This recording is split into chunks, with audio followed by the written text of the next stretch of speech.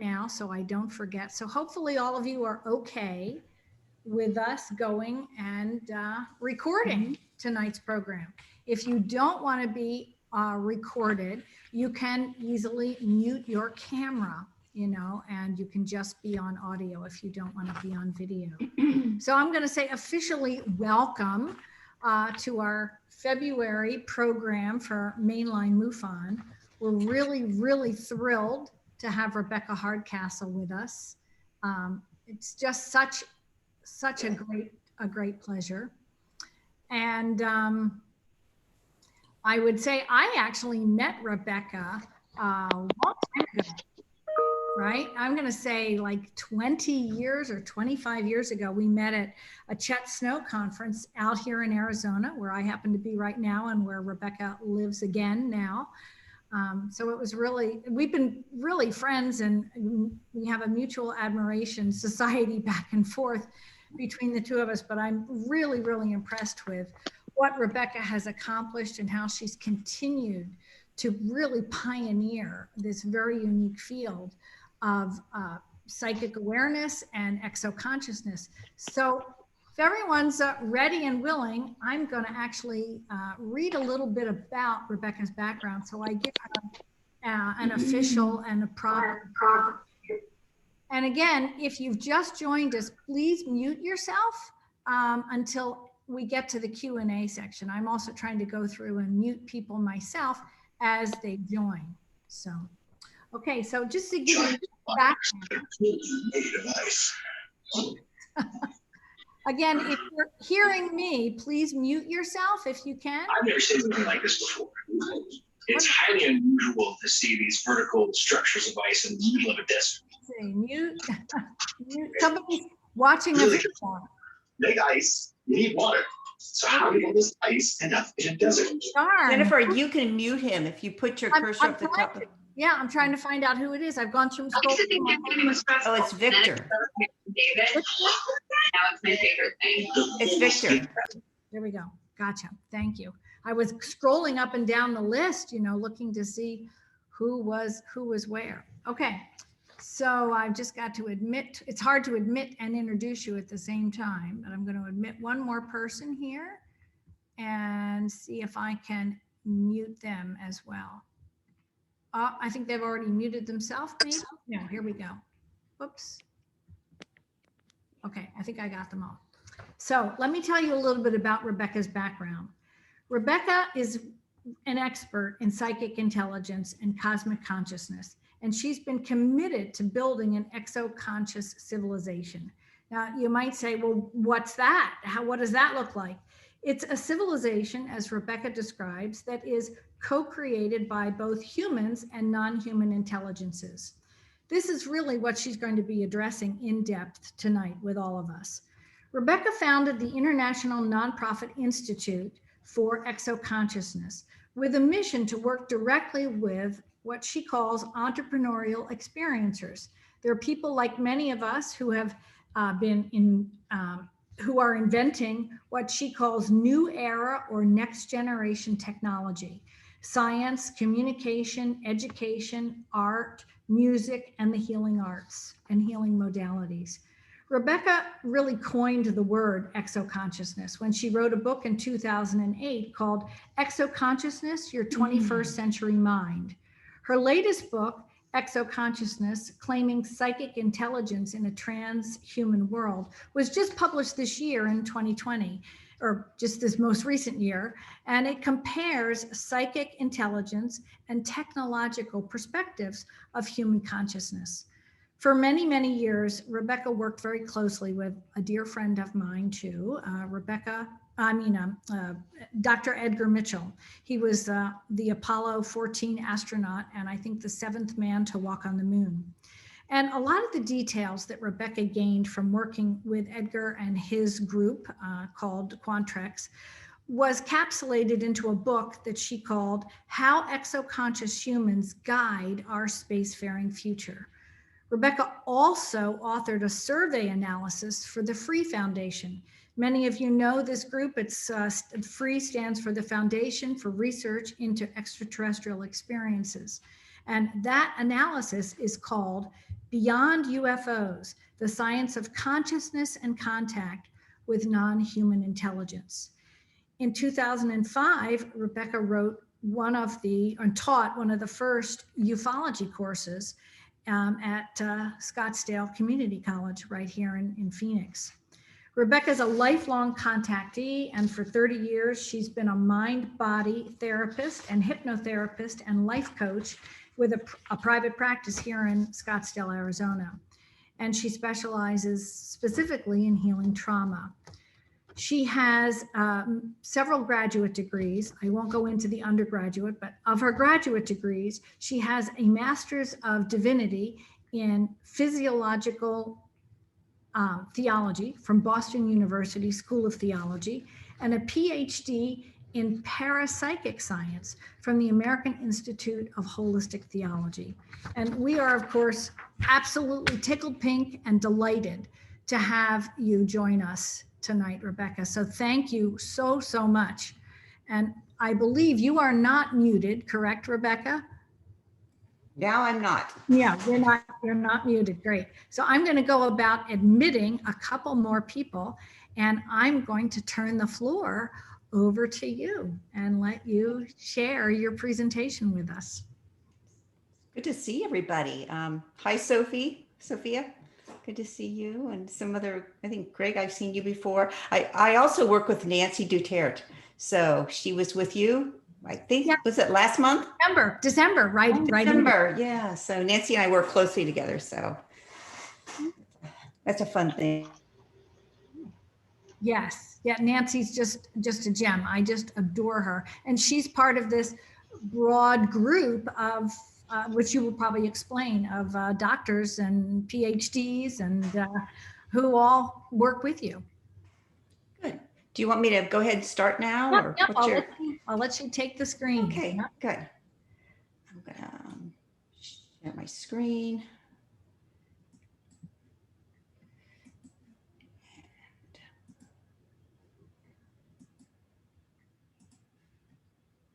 So it's wonderful to be here.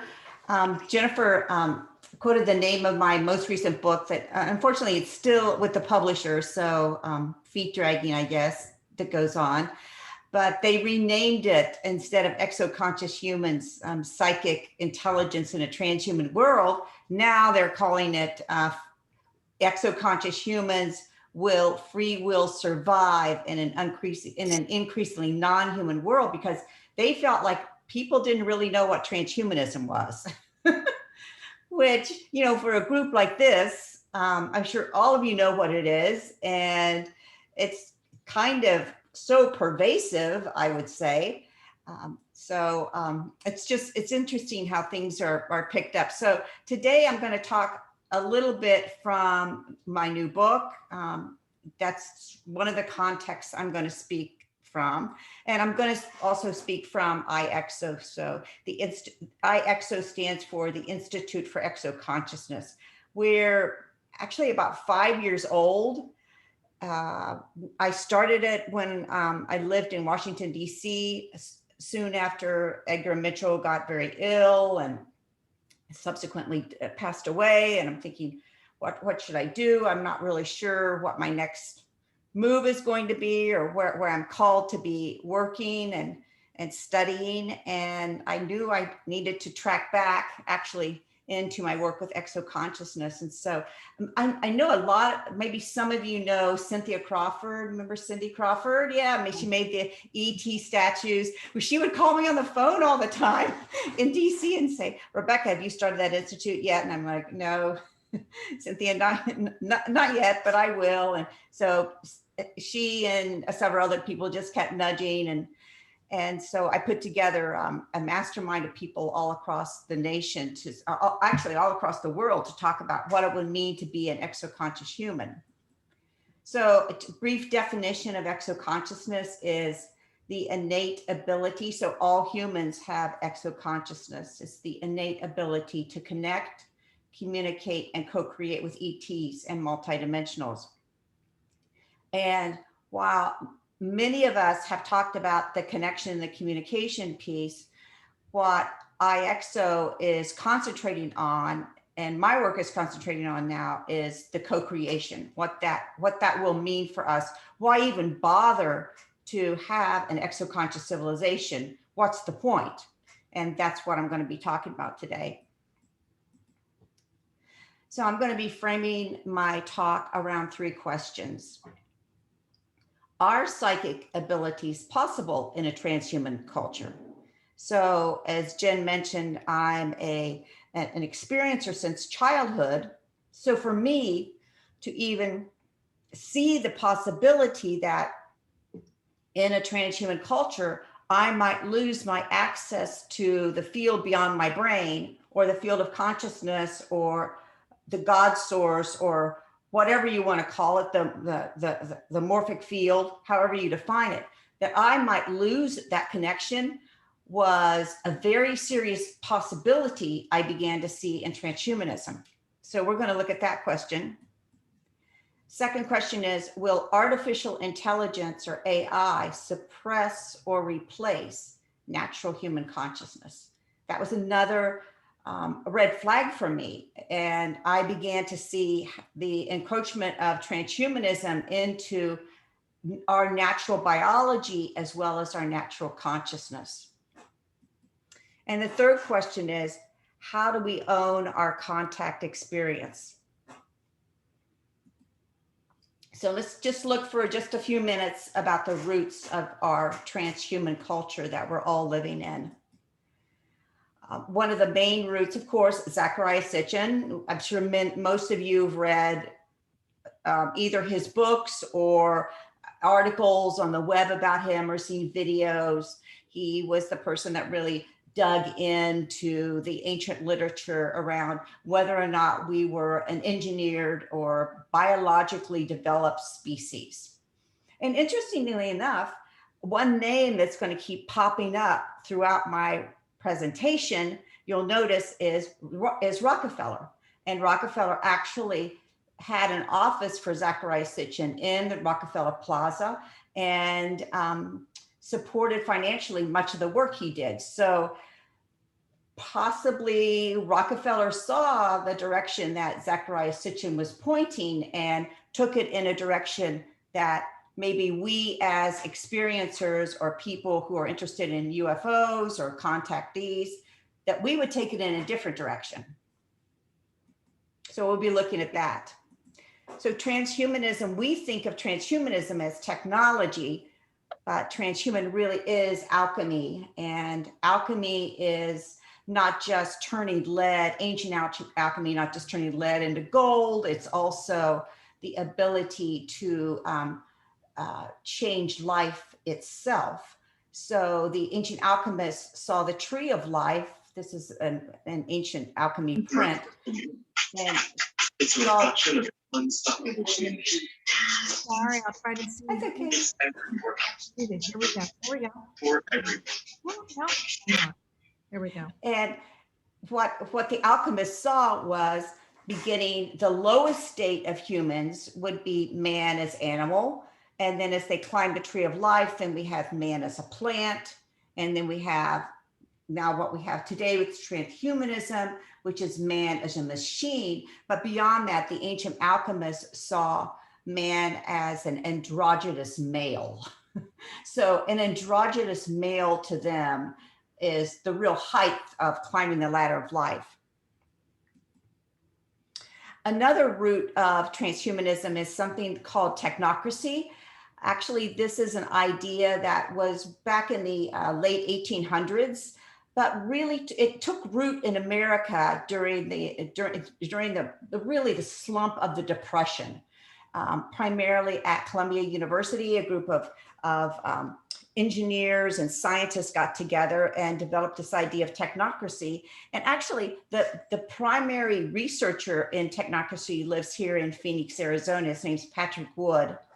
And this is the book, Technocracy Rising. It really outlines, he's a very in-depth researcher and has written, if you go back into his work, he's written a lot of things about the Trilateral Commission. I think he wrote 2 books on the Trilateral Commission. But then when he saw stumble into technocracy, he was like, this is what has to get out there. So what we're having today in transhumanism is the economics of a technocracy. So a technocracy is a technology-based global economic system. So this is the one world order, the digital currency, that is managed by scientists and engineers, not politicians and not voting citizens, but is managed by scientists and engineers for optimum efficiency, which includes all of the overlay of engineering, the monitoring, the metering, monetization of humans as a commodity, similar to agriculture products and natural resources. So we'll talk about the blockchain of life.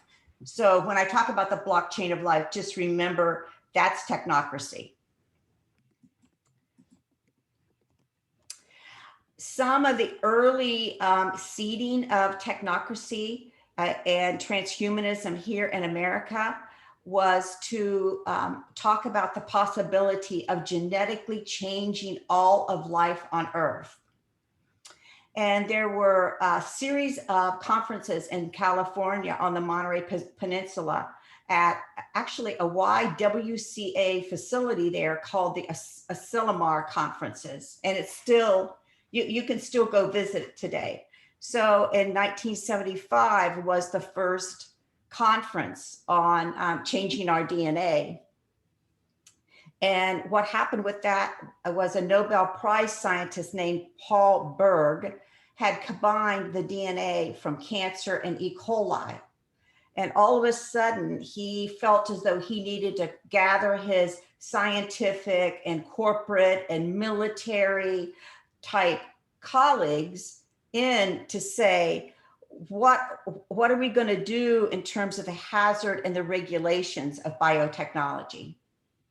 So that was really the beginning of, wow, we can do this. And now what are we going to do? How are we going to manage it? So there's been many Asilomar conferences. There was one in 2010 on geoengineering, climate technology. So geoengineering is like weather modification, chemtrails, ionizing, like HARP, ionization, CERN, all of that is geoengineering of the climate here. So it's not just genetically changing all of life on Earth. That also is not just humans and plants and animals, but that's the very Earth itself. That's a really important thing to understand of what's going on. And then 2018, of course, they met on artificial intelligence. So I'm sorry, I'm just hitting high points of this, but I'm sure you can go back and study it. So genetically changing all of life on Earth. So when you went to biology class, you probably studied Carl Linnaeus, 1700 biologist. He's the person that put together this kind of pre-Darwin classification of all life on Earth, that we actually still use it today. Just as a disclaimer, I'm neither a scientist nor a biologist. So if I make a mistake, I apologize. But so he put together all of this classification, so how we would understand life on Earth. Today, we're using something called the Philo code. So the Philo code enables us to kind of mix and match hybridizations, kind of like we do in the plant kingdom, like we're making new forms of meat and new forms of different plants and new forms of animals and flowers. So the Philo code is a computer-based code that allows this merging to happen, where if you genetically change a species, whether it's a plant or an insect, for example, you can be able to put it into the Philo code much easier. And this is kind of what the Philo code looks like.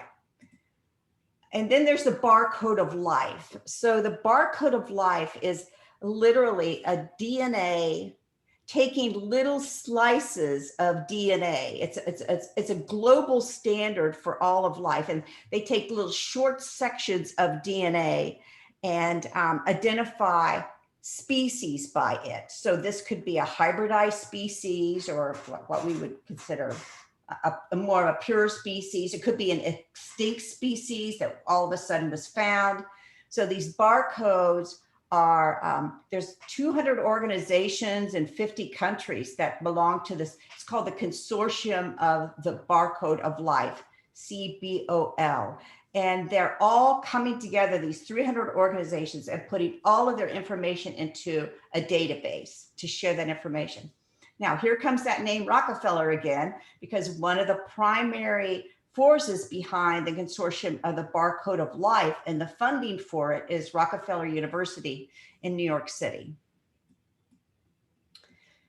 So coming to the question, are psychic abilities possible in a transhuman culture? You might kind of look at that question and think that's kind of a silly question. Of course they're possible. Why wouldn't they be possible? Let's see who's not muted. One thing we need to realize. Sorry. That's okay. Sorry, I can't is, quite tell who's not muted. it's Victor. There we go. It's Yeah. Victor. Thank you. One thing we need to realize is that exoconscious humans live in an open system. So we're open to the field of intelligence, to the field of consciousness, okay? Transhumans want to live in a kind of barcode of life, narrow, closed data bank system. So it's a very different way of living and perceiving all of nature and all of life. So in order to answer the question, is psychic intelligence possible in a transhuman world? I just kind of made up a story of two children, okay? So the first child is, we'll name him after Elon Musk's little boy. So he has a formula for a name, but his nickname's Ash. And see, he's got his dad's little neural net on top of inside of his head. So we'll tell the story of what his life is going to be like. And then we'll tell the story of a little girl. I'll just call her Celeste. And we'll call her Cos because her nickname is Cosmos. So we'll call her Cos. So we're just going to see how these two children represent an open and a closed system. So little Ash wants a new pair of sneakers. So he goes to the store. His mom and dad take him to the store to get some new sneakers. And when he buys these new Nike sneakers, he gets what's called a crypto coin, or they're called crypto kicks. So Nike has been authorized to offer us crypto kicks so they can enter into the digital blockchain of the digital currency, the digital economy. And so when you get your crypto kicks from buying your Nike sneakers, then that means there's no black market, there's no fake Nike sneakers being sold. You're verifying that you got the product and you are placing that item on a blockchain. That's an important concept to get to, that when you buy that and you get that coin, you're immediately on the blockchain. But you're on the blockchain more than having the coin, because Nike Hyper Addict sneakers connect to your phone and to your Fitbit. So little Ash is in another layered system of a phone and a Fitbit that's monitoring his every move. It's monitoring where he goes. His shoes are literally monitoring his heart, his oxygen, his emotions are all being monitored. So all of those are biology and behavior, putting all of little Ash's metrics up on the cloud. And they cost about $780. So they're monitoring little Ash's body and his behavior. So to further see how technocracy is a closed system, so Ash goes to, his dad sends him to a special private school, and he decides he wants to go into some kind of pre-med kind of work. So at the special technical school that he's going to, he starts accruing different certifications in software and different biology, levels of biology, different levels of medicine. Each one of those certifications becomes a digital badge on Ash's portfolio in the cloud. These digital badges are also being rolled out as early as preschool. So Jeff Bezos has been licensed now to open preschools all across the nation, which will be funneling in all of the preschool information from your child, if you go to that preschool, onto the cloud. So your child will have literally a lifelong record on the cloud. So beyond these digital badges that Ash is collecting, all of that goes into what's called his edu blocks. And those are blockchains again. So he's back in a blockchain on the cloud that is the accumulation of all of the degrees he gets through life. So he gets a high school blockchain degree, edu block, then he'll get a college and on through that as he specializes in training. But the idea is that humans will be expected to be adding to that blockchain and not just learn for the sake of learning or learning for the sake of curiosity or creativity. It will be learning for the sake of putting those courses onto the blockchain. And of course, then that calls into question as to what the curriculum is going to be like. Since Ash's father is very concerned about money, he's a billionaire, he figures that he's going to be able to use something called GeneCoin. GeneCoin's been around for about 4 or 5 years. I literally just stumbled on it. And then when I was making this recent presentation up, I'm like, oh, I'll go back and research GeneCoin again and see if I can find out anything new. Whoops, wiped clean. Not even around, but it does exist. And what it is it's using your DNA. So Ash's father or mother will use his DNA as a storage for all of his information, whether it's financial, medical, or academic, or personal. And then Ash will be added to the ID 2020. So he will have a virtual avatar of himself that exists with all of his information from his uncle Bill Gates. Then Ash will leave college and he'll go to work for a decentralized autonomous organization, DAO.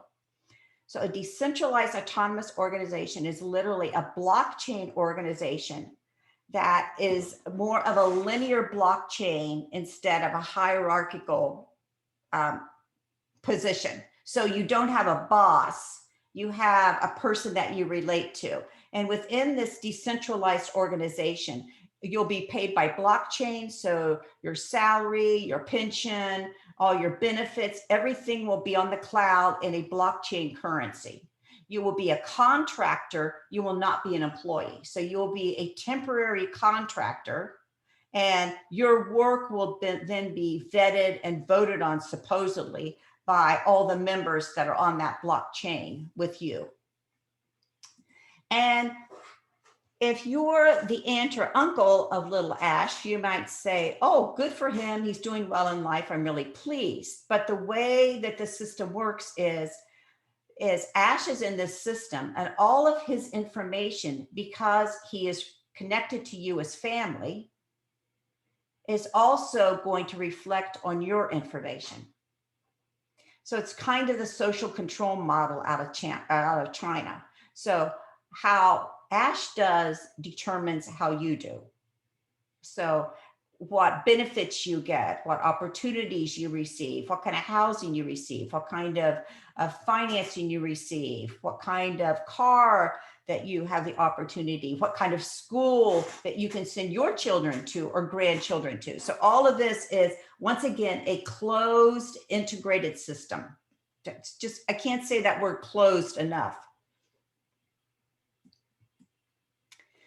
Okay, our next question is, could artificial intelligence suppress or replace natural human consciousness? at first I thought, no way.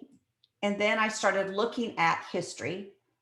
For example, the history of Fabian society back in England, once again, the late 1800s, just like technocracy, was a society that believed not in socialistic revolt, socialism, workers' revolt, but it believed in more of a gradual kind of unfolding of socialism. But it also paired it with an engineered society and eugenics. So once again, looking toward changing the whole genetic makeup of life. Who lives, who dies, who thrives, who doesn't. And then, of course, I'm sure many of you are aware of the Tavistock Institute. They began a lot of the work.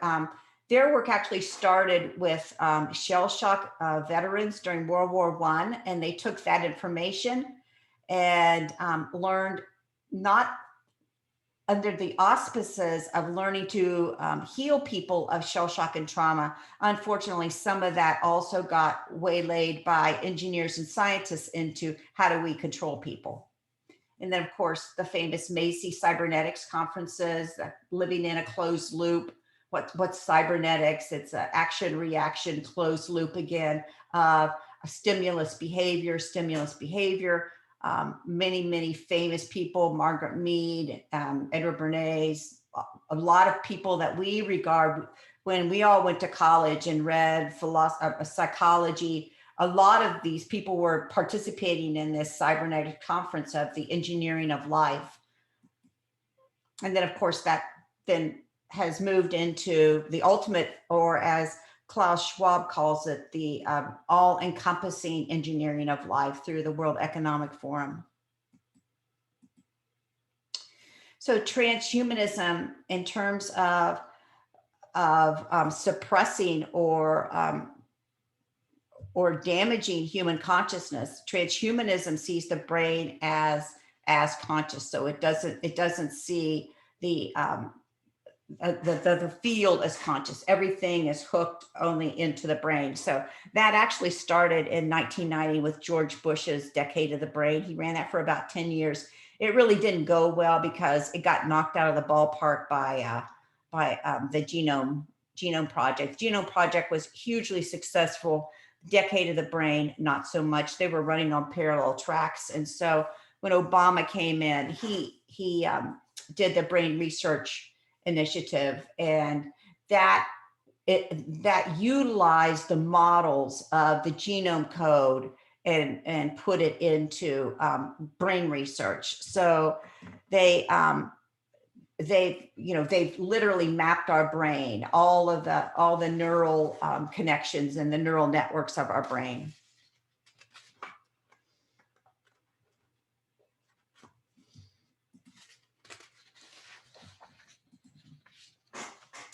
So let's look a little bit, just to review back of this infrastructure of artificial intelligence. So once again, this is the closed system, the Internet of Things. So we hear a lot about 5G, Internet of Things being possible, so that all of the internet that's in your home, your refrigerator, your phone, the Amazon truck that drops off packages at your home, the type of medicine that you have, all of that, the Alexa platform in your home, all of that are just devices that feed into the Internet of Things.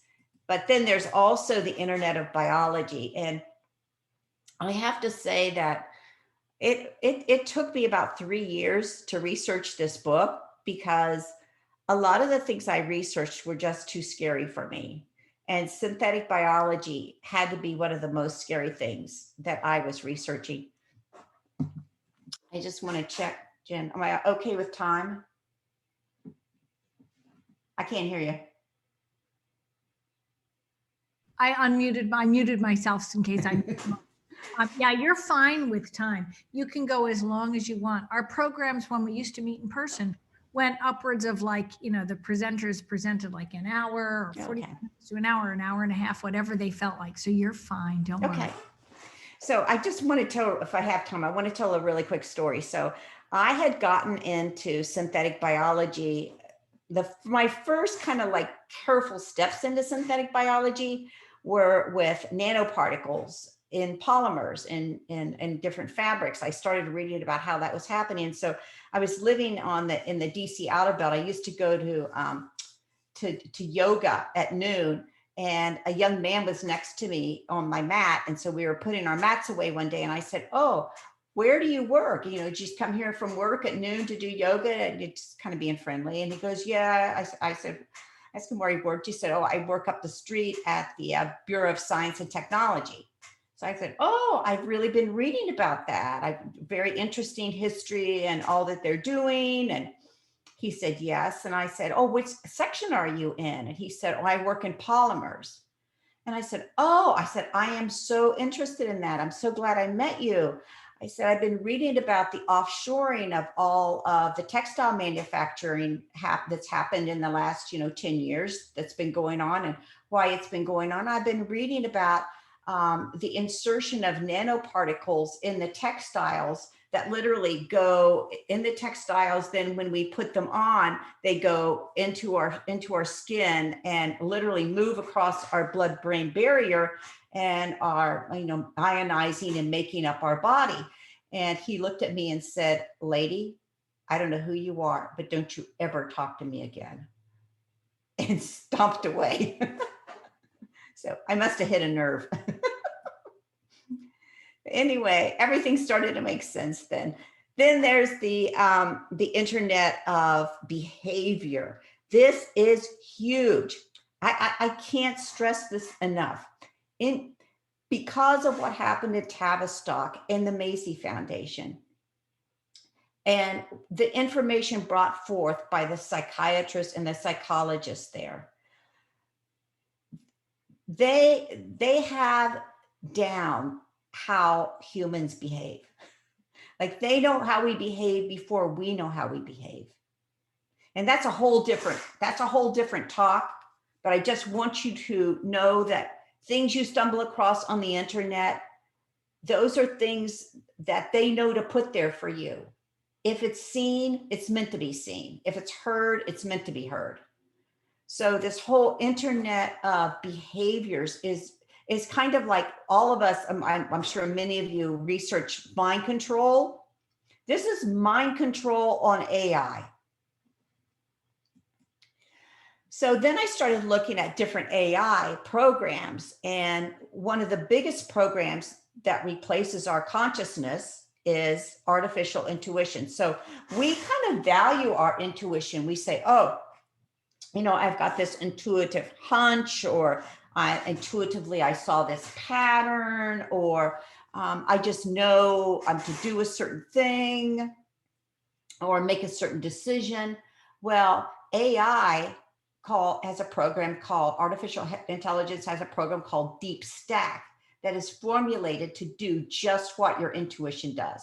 So it's there to be able to bring forth intuition into a situation. So if you're in a war or a pandemic or an election, you need artificial intuition to know who's going to win, how are humans going to react, what's going to be the outcome of all this. So, and it was actually put together by playing poker. So some computer programs were put together playing chess or by playing checkers. Checkers is a big one. This one was done by playing poker, because with poker, you have to get kind of like a holistic view of everything. So artificial intuition was what was used by, for example, the Election Integrity Project that John Podesta came out and talked about. He said, "Oh, we had, 800 people working on this and, trying to decide who's going to win the election." I think it was probably Deep Stack did the work. Deep Stack did all the work of what the different scenarios would be, not the 800 people, but that's just my guess. But both parties were running Deep Stack programs, I'm sure. That was just the most public one. So let's go back to the Tale of Two Children. Now let's look. So we've seen Ash and what he's going through. Let's look a little bit at Celeste or Kaz and what her life is like. So my prediction is that we what we call ourselves exoconscious are essential for the survival and advancement of natural biological humans. So when we look at the barcoding of life, or the hybridization of life, or the engineering of life, down to the plants and the animals and we humans, as well as the land itself of Earth, we as exoconscious humans see ourselves as wanting to preserve and advance our natural biological state, because that's really what connects us to the field of consciousness. Without our chakras and our meridians and the organs and our neural system, we're not going to make the same connection out into the universe. We're going to be connected to a close transhuman system instead. So for us, consciousness is free will, psychic abilities, creativity, intelligence, critical thinking, and spirituality. So the caring for all of those consciousness abilities to us as natural humans, not as transhumans. That's the goal of the IXO. We also believe that the exoconscious will integrate their contact experience. This is a big linchpin for exoconsciousness. So we're beyond just saying, I had a contact experience, or, hey, can I go and have a Facebook Live and tell you about my contact experience? Or can I go on a radio show and tell you about my contact experience?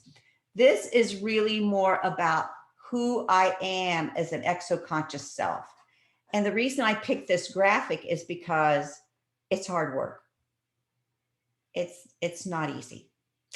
It's about being awake. It's about examining it's about self-analysis, self-examination. It's about seeing our most weak places and learning to strengthen them. It's about looking at things like transhumanism that we don't want to look at, and yet we have to look at it. It's hard work. So we believe in sovereign individual exoconscious humans. We believe that we are morally, that the moral compass is what guides us. And I have a whole section in the book about exoconscious morality compared to transhuman morality. That's really interesting. We're very health-centered in a natural way. We're integrated. So in other words, we've moved beyond that situation of, I had a contact experience and it scared me to death. Or I had a contact experience and I've never gotten over it. I can't settle down.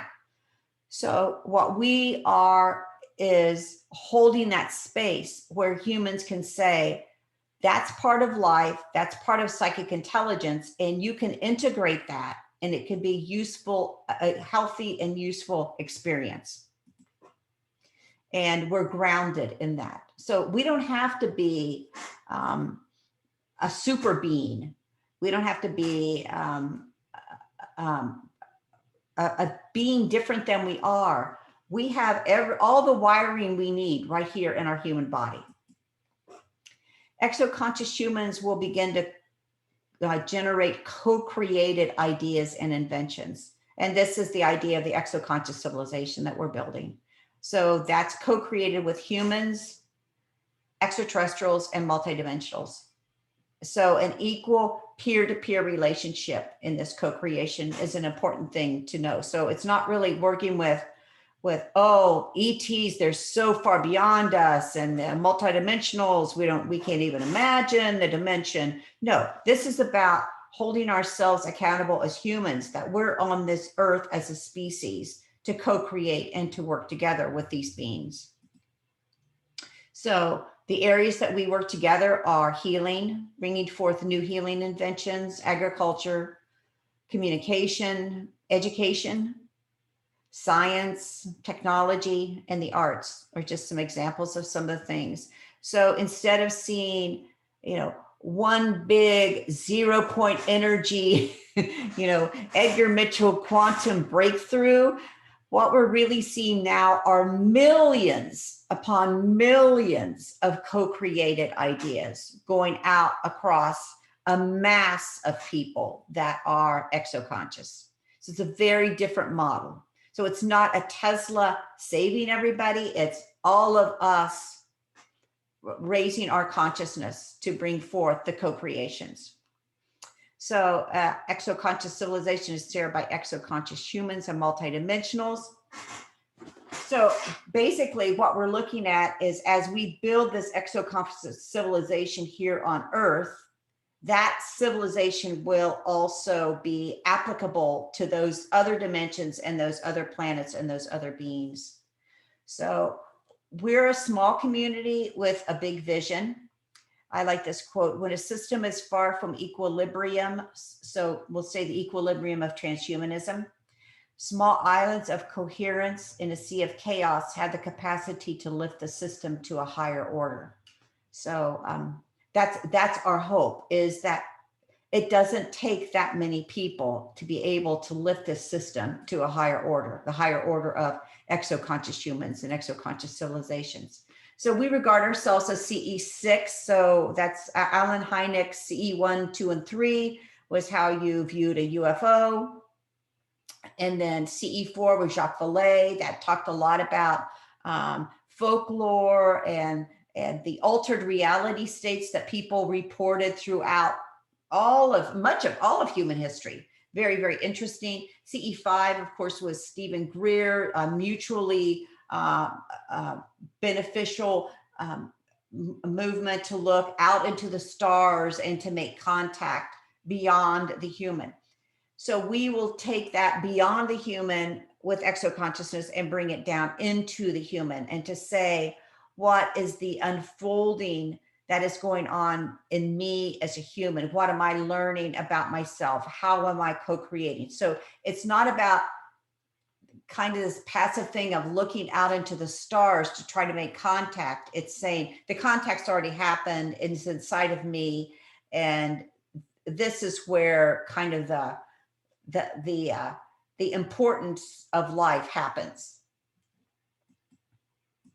So of course, cause is going to be raised by parents that talk about multidimensional minds and natural human consciousness, do everything she can to keep her body healthy, to keep her alive and happy, aware that she lives in a non-local field. I don't need to tell any of you anything about this, aware that she has biophotons, that she's passing with all of nature, this kind of light communication, all of the animal world. And of course, growing up to be totally aware of her own subtle body, that she is not just, the physical body that she can touch, but that it expands beyond that.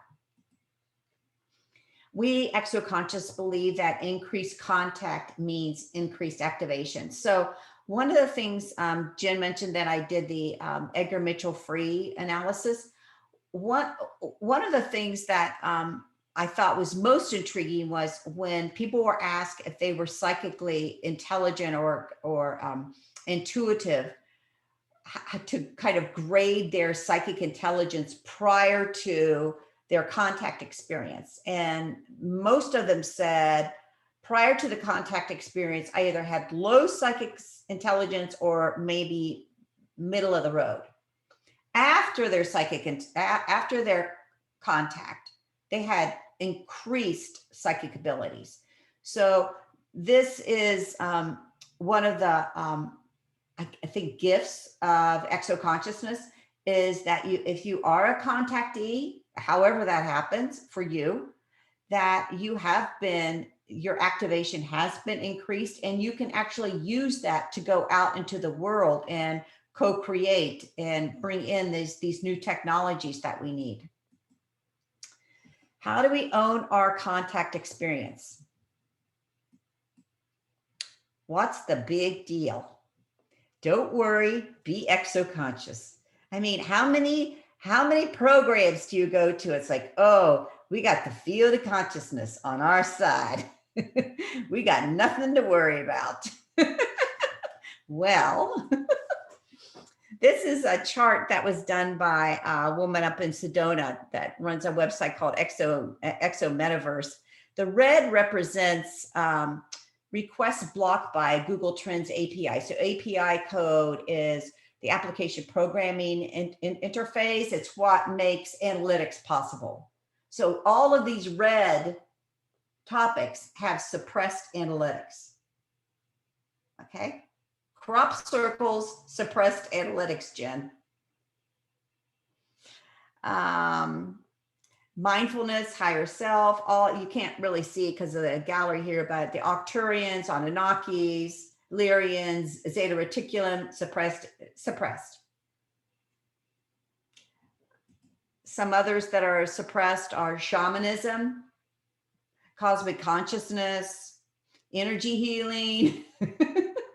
All of these are suppressed. So when you go to search and for example, so in my publishing my book, to just give this a place to put it, publishing my book, I had to pick what's called Google keywords. Okay. So I have to pick, not Google, I had to pick keywords that Amazon would give my book, so that when people search for these keywords, they would find my book.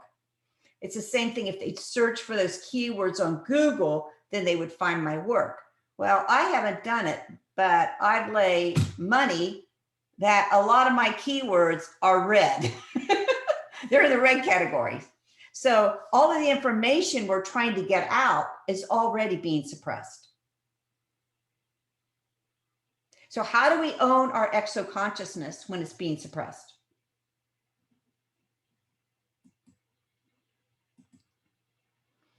Here is looking at Google searches.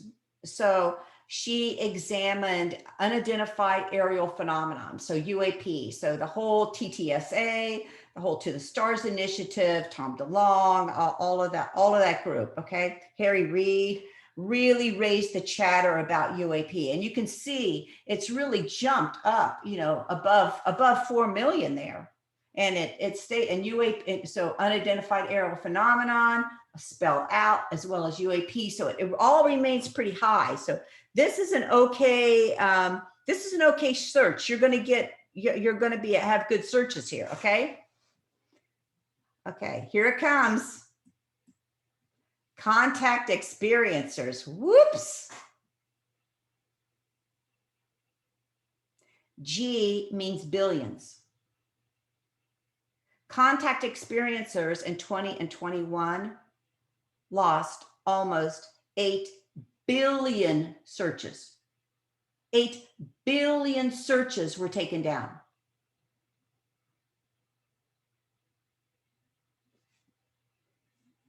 So how do we own our exoconsciousness when 8 billion searches are being taken down? Here it goes, Jen. Crop circles.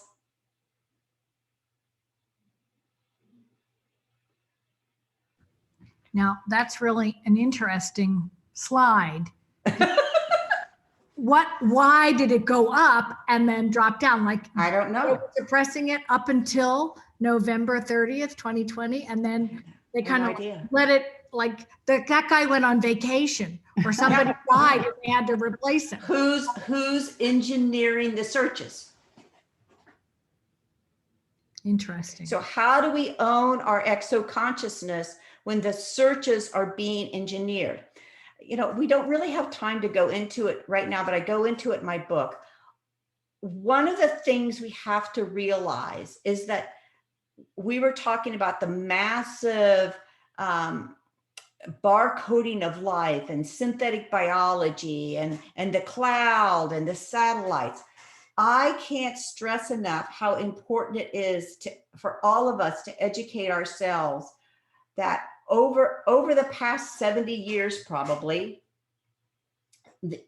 our government and corporations and bankers and those, quote, in charge have literally engineered an infrastructure that we're not a part of. From space, from deep outer space, down into the earth and into the underground of the earth. Catherine Austin Fitts talks about the missing $50 trillion. Probably a lot of it is either to create underground facilities to house this infrastructure, or it's up in space somewhere. And it's being controlled, highly controlled. Now, is it hackable? Yeah, sure. But if there's one thing that the government has gotten good at in the past years, it's cybersecurity, very hackable. So while they were building an infrastructure, we were doing nothing. And now we're not part of it. And we want to go beyond their infrastructure into the field of consciousness.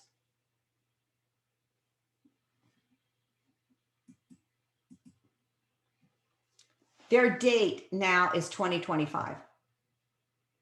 That's 4 years. Their date was 2030. Julie Sweet, who's the CEO for Accenture, Accenture is a big global conglomerate consulting firm. She came out during COVID, and they always tell you the obvious. They think no one's listening, but she came out during COVID and the height of COVID and said, we thought we were going to have to wait until 2030 to have the infrastructure in place, which includes us as humans, folks. But she said, we've had so much success with COVID. We were able to put a better date now of 2025. Isn't that sweet, what Julie Sweet's sharing? A lot of this has to do with ID 2020, Bill Gates's ID 2020 group. This is their goal. 2025 will all be in a technocratic, engineered, closed system.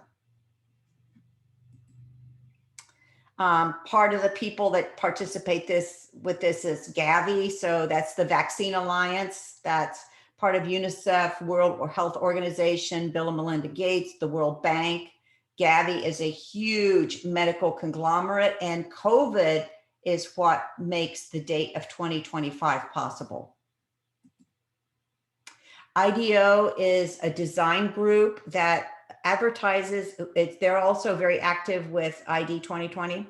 These are all ID 2020 groups. IDEO is a design firm that makes all the websites that look very like, I'm going to help the poor in the world, and all of the really altruistic, heartfelt type websites come out of IDEO. Microsoft, of course, Accenture, and don't forget, Microsoft just got the contract for the United States military cloud. So Bezos has intelligence, Gates has the military. Okay, so together they own the cloud, but the cloud lives on satellites, okay? And the satellites are really governed by our US military. Now, who governs the satellites beyond the military? I don't know. Okay, I'll give you a situation. So Trump gets taken down off Twitter, right? Trump gets taken off Twitter. Twitter is on the cloud. So the cloud Twitter's on Bezos on Bezos cloud, Amazon cloud. So, and that cloud then is housed in the satellite array. The satellite array is governed by the military, but the president is the chief military officer, correct? But he's not.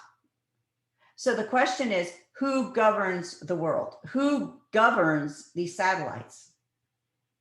Is it bankers? Is it engineers? Is it scientists? Is it conglomerates? One of the things that these transhuman groups have done so well is they've gotten together and they've pushed agendas forward and they've built infrastructures, and we haven't.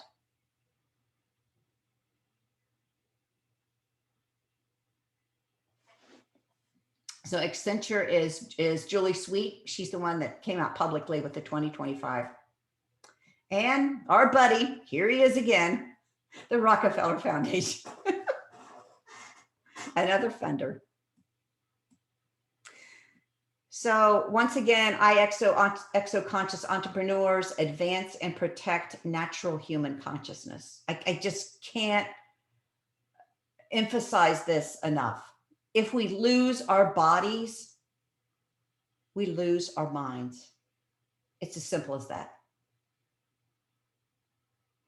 And we have 4 years.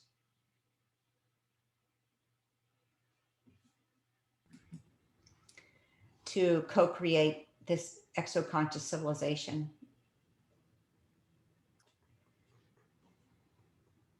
So we need a lot of help. I think one of the things that we need to do, I don't know how to do it, but what I know of transhumanism now and what I know of the infrastructure that they've built from space down to the underground in the earth is that we can't, in showing you those slides, we don't have a communication infrastructure. So we talk about, oh, we're going to build a website and, we're going to have a Zoom and we're going to build a community. Oh, you are? You may or may not be allowed in this infrastructure. How many years until we're not allowed in the infrastructure? And then what are we going to do? Just some thoughts.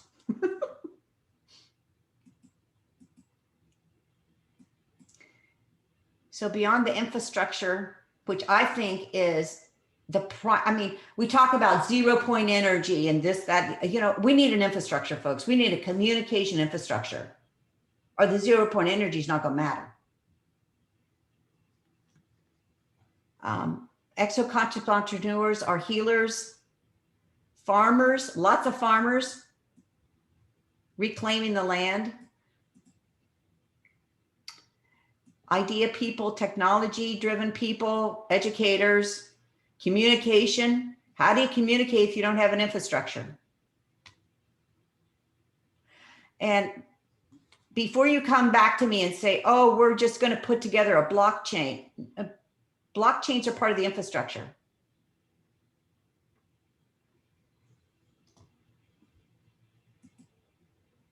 And of course, artists. This is our board of IXO. There's Nancy.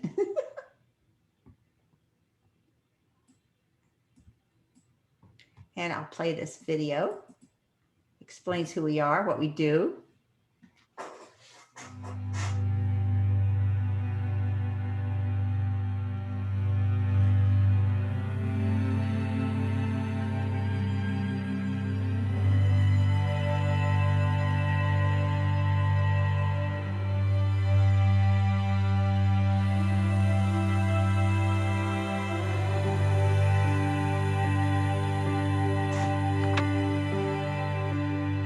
Welcome to the era of exo-consciousness, the innate human ability to connect, communicate, and co-create with ETs and multidimensionals.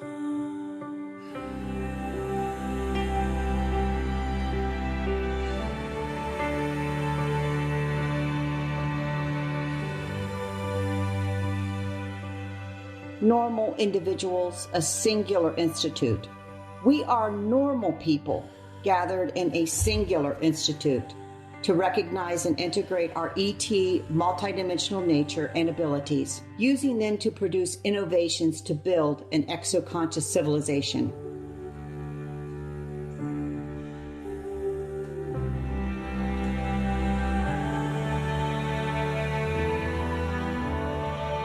Entrepreneurship and education. We are committed to co-creating a healthy world of free individuals with advanced consciousness.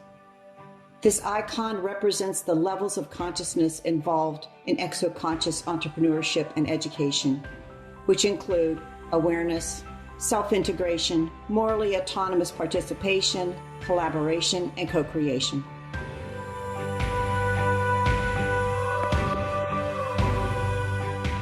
The X realities in exo-conscious experience. This icon represents the balance of co-creation. feminine masculine, yin yang, earth cosmos.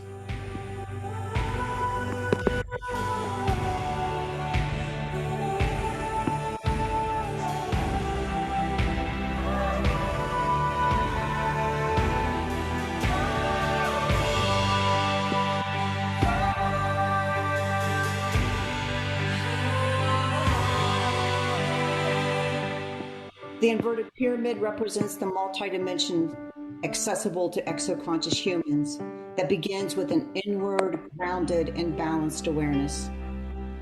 The upward pyramid represents our exoconscious paradigm ascending from within and moving outward to its highest purpose. Together, they form an hourglass representing a trustworthy nature, a consistency over time of the Institute for Exoconsciousness and its members. Opportunities. Opportunity is the gateway that connects exoconscious entrepreneurs, providing exposure and support for innovative co-creations through strong dynamic networks, extending intradimensionally through and beyond space and time. Discover more at ixo.com.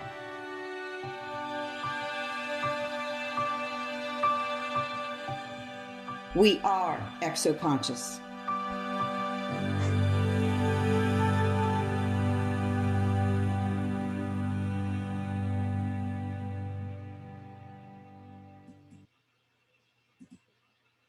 So this is the book that hopefully is going to come out. I'm going to teach a course on it. So I'm going to join the course. I'll let you know what's happening with it. I'll go back. I also do exoconscious coaching to help people ground and integrate their contact experiences. And there's my contact information. Wow, Rebecca, I'm speechless. What a fabulous overview, and how poignant for today's world that we're living in. It just brings tears to my eyes, knowing what we are all facing, and also knowing that we are all censored and watched by the things that we say and do online now. It's been that way for a long time, but it's even more important in today's day and age. And of course, we are standing on the threshold of vaccines, which we all have to make the interpersonal decision about what is the best decision for us to make. And I don't want to advise any medical advice for anyone one way or the other, as I'm sure you do not, Rebecca, but it's quite poignant, your presentation about the precipice that we're standing on and the decisions that we need to make. I wanted to just address the first question, which is also a little more for you, telling people about what you just did. You just ran last Saturday an exo-conscious seminar with these top board members. Talk a little bit to everyone about that and how that went. And, do you think you'll do that again? And is there further collaboration coming from that? I'm sure that was very, very significant. Yeah, it went well. It was the first time we did it, and it went very well. Every person that's participating in IXO made a presentation and answered questions, and it was a very good day. We had a follow-up the following last Saturday, just a Zoom for people to get to know each other and to talk. Jen, I wish I had answers to how best to structure this, how best to say, this is the way we're going to move forward. All I know in my heart is that we're looking at a planet, not full, but a planet on which there are many, many exoconscious people that have had contact and are willing to go into that world of invention and innovation. And so the primary focus of IXO really is an incubator model to help people, you know, whether it's called like Spark Labs, they're called incubators. And we're just now, and Nancy and I and a couple other people were really now putting together, like, how do we form this community around these Spark Labs and support these innovators that are willing to try. I mean, if you read the news and about alternative physicians, you know that sometimes the story doesn't go well.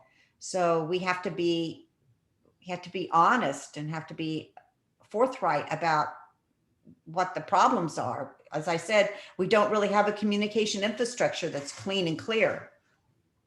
Right. It almost seems like we have to develop our psychic abilities More than ever. More than ever. I used to do little experiments like this with my kids, and when I had an au pair, I would send her to the grocery store, and I'd always send her a message like with 2 items, you know, 2 things to come home, additional things to come home with, and at least half the time she came home with it. I love that. So it's really a matter of exercising that muscle, like any muscle you want to develop. I used to do that. I had an event coordination business, and I would sit down and figure out what I was going to need before I did this wedding, right? Or this bar mitzvah. The day before I would go, I'd say, what additional things are going to help me make this affair much smoother? And whatever I got, I would, in my just psychic download, I would try to bring with me. And then I would write it down, and I'd try to gather the stuff if I could. And at the end of the weekend, when I was unpacking from the event, I would go through and look at that card that was taped to the top of my tool chest. And sure enough, I needed almost everything always on that list. And sometimes I had it, and sometimes I just didn't have the time to get it. It slipped through my fingers. But I noted whether or not it came up. And it became like a game I did with myself, but it was an important game to teach me to trust that intuition that is there. And I think everyone has it. It's just a matter of waking up to it and exercising that muscle. And being aware that we don't want to lose it. That's right. Now, what I want to do is I just put a message in the chat box. I could open up everyone to be unmuted if they want to kind of wave or raise their hand or ask a question, but it becomes a little tricky with sometimes with people chatting over each other. We have about 26 people who are online with us. I think that's our guest total. I forget where I see it, but we could either do that, or if you type a question, tell me you want to ask a question, I will call on you and unmute you directly. But I'm sure many of you have things you want to share and say. I know Verani has a question, who's sitting right next to me. So say, you can wave and say hi to Veronica, who's right next to me. We're together in Anthem. She used to come to many of our MUFON meetings right in Radnor, and many of you will recognize her. So I'm going to look in the chat room. I have a question. So there's one from Kristen Adams. So go ahead, Kristen, and you can unmute yourself, okay? And ask your question. Can you hear me? Yep. Yeah. Hi, Chris. Yeah. Hi. Rebecca, I just want to say thank you. That was a great presentation. And I've been thinking about a lot of the same issues you've been talking about, is how we can, as a human civilization, keep our free will when there's all this new technology and people lurking in the shadows, planning and plotting. And I think you questioned, you framed the question so well. You really did, and came up with a solution to it too. And I guess my one question is, I mean, I'm a believer in that there are other consciousnesses out there, and they're extraterrestrials and other things that affect our consciousness, but not everyone is. And I'm just wondering, it seems like you have the word exo-consciousness to oppose the idea of transhumanism. And for those people who don't see these other consciousnesses, I can't pluralize consciousness, but who don't see that. Is it? I mean, exoconsciousness implies like other non-human consciousnesses. That's what you're saying, right? It implies connection to them, yes. Yeah. I mean, I'm just thinking that there is something alone in our own human consciousness that can oppose all of this too. Well, I would also want to add, Christian, that exoconsciousness really is sort of the ancient cosmic consciousness that's always been part of human. I don't think it's new by any stretch. I think it's an innate, I mean, whether you're, you know, a Native American or a tribe in Brazil, I mean, a spiritual consciousness. Right. It's some kind of connection to this field that we as humans have always had. Yeah, I just also want to say, I don't think this is our first rodeo with transhumanism either. I think probably as we learn more about Atlantis and these other ancient cultures, you know, could be who was there in Egypt. I think we're going to see, you know, Joseph Farrell, if anybody here follow Joseph, talks a lot about cosmic wars and goes into ancient cosmic wars. I think this has probably come around quite a few times here on Earth. It's just that how exciting it is that we're living through it now. Yeah. And scary. Yeah, I was going to add that every mother learns how to connect with their infant and figure out what their infant needs when their infant cannot talk. And anyone who has pets or horses or, you know, cares for animals has and uses that innate ability. And caregivers. And caregivers too, nurses and you know, people who are really truly caregiving. So it's really right there. It shouldn't. My point is that it's not so foreign to us. It, as Rebecca, you have been saying, it's an innate ability. And it begins with the impulse of intention and consciousness itself in the intention to reach out and to acknowledge. And when you reach out and you acknowledge with intention, you get an answer. I'm doing that a lot. You get a signal back. Yeah. And great emotion, as most artists know and writers, whatever their medium is, great emotion is a beacon of consciousness. And you will access, and other beings will access you and come to your and respond to you when you put that out. You know, it's like a call for help. And it also brings to mind the Heart Math Institute. You know, you're probably well aware of them. If people are not, they can Google and look them up. But they've done a great amount of research about really what kind of field is generated by the heart. And they do these in-depth studies with devices to see whether or not you are in resonance with your heart and your mind. They have these little devices, and so it helps you determine how much stress you're really under and how centered and grounded you are. So we have some comments in the chat room, and I'm going to invite these people if they want. Laura Howden writes, how can we stop the 2025 agenda to save ourselves? I understand her concepts and what's going on now behind the scenes in the world. Do you want to add to that, Laura, and unmute yourself? You're welcome to if you'd like. I'm scrolling through. Yeah, Linda, do you want to unmute? Yes, thank you so much. I understand the concepts that you're presenting, and I appreciate you kind of spreading this awareness.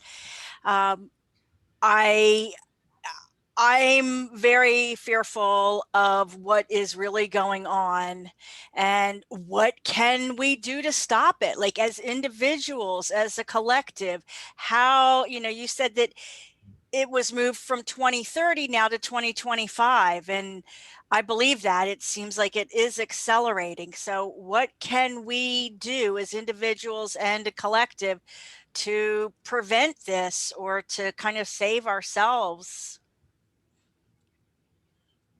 Well, a couple things. Number one, no matter how this whole genetic modification of all of life, or barcoding of life, all of the hopes of the transhuman, whether or not they accomplish that, I think, Laura, that's a question.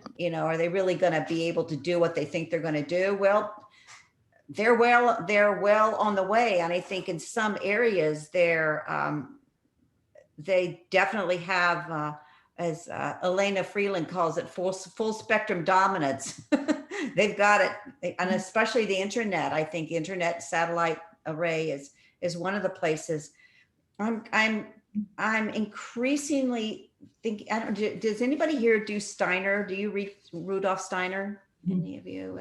I think it's kind of important to read Rudolf Steiner during these times. He talks a lot about Armon and the whole harmonic forces, Luciferian harmonic forces. I mean, if anybody could do a kind of a topology of evil, it's Steiner. He just lays, here's the topology of evil. So, look at right in the eye and live your life accordingly.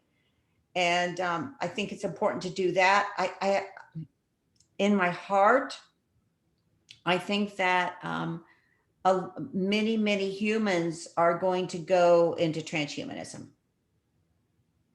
And I think that it's very seductive. It's very alluring.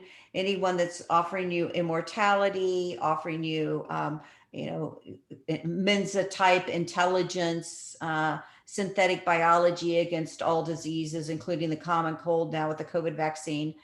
So it's very, very alluring. I think what I see, and maybe I'm wrong, I'm just one person. I don't know. Maybe I'm wrong. I think probably it's going to be more of, and we've seen this in extraterrestrial literature a lot. It's probably going to be like a remnant group that survives through this, whether it's kind of a Noah type civilization, an Ark type civilization, or whatever it is. But as I said to Christian, I think this has happened many times. I think probably if you looked at everybody that's gathered here tonight in mainline MUFON, my guess is if you're sitting here listening to this presentation, you probably have some kind of past life during those times, or your consciousness connects to it. So there's something in your soul blueprint that helps you navigate your way through it. But in terms of saving the whole planet and saving every living being on the planet, I don't know in the past if that was possible, and I don't know if that's possible today. Does that hurt my heart? Yes, it does. But we have to be realistic. And sometimes we in consciousness communities don't like to look at harsh realities. We don't like to look at the ugly and the disturbing and the rough stuff of life. And I think in this case, we have to, we're really looking at 4 years. And if we live in a developed country, and the developed countries are the ones that are going to be, quote, occupied first. And since you're MUFON, I'm going to bring up the other question I have, and that is